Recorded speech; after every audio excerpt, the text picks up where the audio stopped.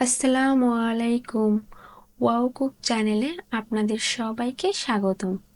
আজকে আমি করে দেখাবো রমজান স্পেশাল ছোলা বুট ভুনা। অনেকে অনেকভাবে করে, আজ আমি একদম ঘরে থাকা অল্প উপকরণে আঠালো ভাব থাকবে এমন রেসিপি করে দেখাবো। চলুন শুরু করি। এখানে আমি 250 গ্রাম ছোলা বুট নিয়েছি। প্রথমে ছোলাটাকে আমি সারা রাত ভিজিয়ে রাখবো। আপনারা 6 থেকে 7 ঘন্টা ভিজিয়ে রাখতে পারেন।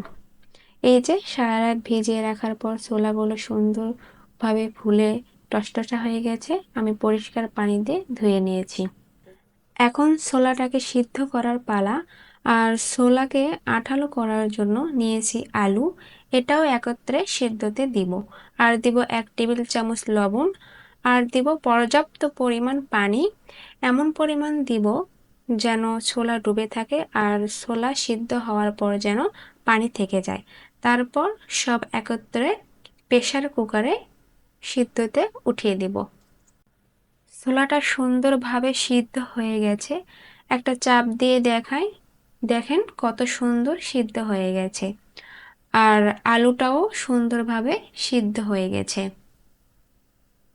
এখন ছোলাটাকে রান্না করব, তাই চুলায় একটা কড়াই বসিয়ে দিয়েছি মিডিয়াম হিটে। তেল ঢেলে দিলাম পরিমাণ মতো। তারপর হাফ কাপের মতো পেঁয়াজ কুচি দিলাম। ছোলা ভুনাতে পেঁয়াজ কুচি একটু বেশি দিলে ভালো হয়, কেননা ছোলাগুলোর সাথে পেঁয়াজ লেগে যায়, যা খেতে ভালো লাগে। তারপর 7-8টা কাঁচামরিচ দিয়ে নেড়ে চেড়ে দিতে হবে। আর পেঁয়াজ এরকম বাদামি হয়ে আসলে দিয়ে দিব 1 টেবিল চামচের মতো গোটা জিরা। গোটা জিরা একটা সুন্দর সুগন্ধি ছড়ায়। তারপর ঢেলে দিব সিদ্ধ ছোলা বুটটা। নেড়ে চেড়ে পেঁয়াজের সাথে মিশিয়ে নেব। তারপর দিয়ে দিব 2 টেবিল চামচের মতো লবণ, 1 টেবিল চামচের মতো হলুদ গুঁড়ো। এই সব কিছু একত্রে সুন্দরভাবে নেড়ে চেড়ে নেব। তারপর দিয়ে দিব ম্যাশ করা আলু। আমি ওই আলুকে 2 ভাবে ভাগ করেছি, অর্ধেক ম্যাশ করেছি আর অর্ধেক গোটা রেখেছি, পরে দেব।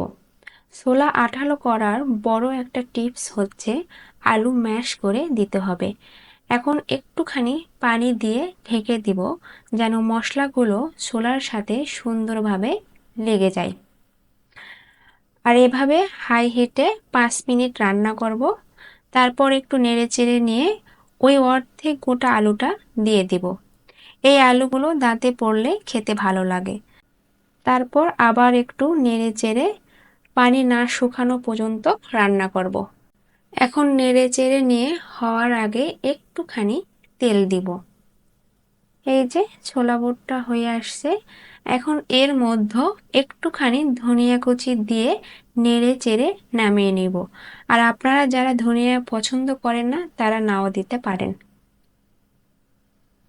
এবার ছোলা বুট পরিবেশন করা হচ্ছে।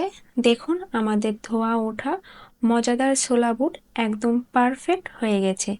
সুগন্ধ যেমন, রঙও তেমন। এই রেসিপি কিন্তু সহজ, সুস্বাদু আর পুষ্টিকর। এবার রোজায় এটা ট্রাই করতে পারেন। আজকের মতো এ পর্যন্ত। দেখা হবে নতুন একটা রেসিপি নিয়ে।